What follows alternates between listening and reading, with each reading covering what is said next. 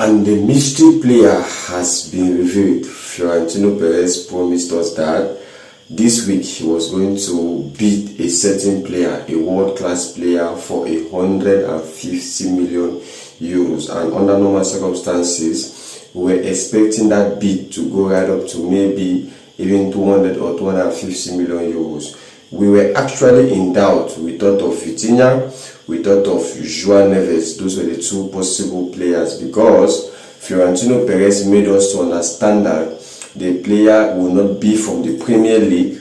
It will not be Michael Olise. Okay, hence we were skeptical. We saw the only option that was left for us was Paris Saint-Germain, and we saw Vitinha and João Neves as the best possible options for such a bid. But after scrutinizing, after analysis, we saw that it was going to be difficult for João Neves and Vitinha to actually leave Paris Saint-Germain and come to Real Madrid. Though not impossible, but we saw that it was going to be a difficult deal to put through.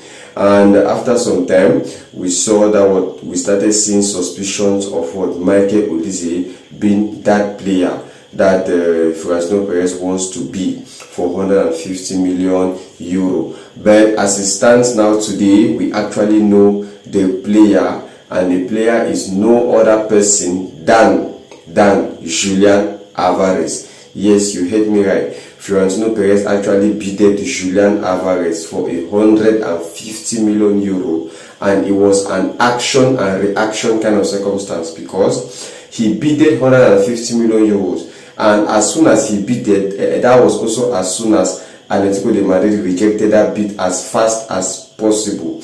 And Atletico de Madrid made it clear that either 500 million euros or you get out. But now come to think about it.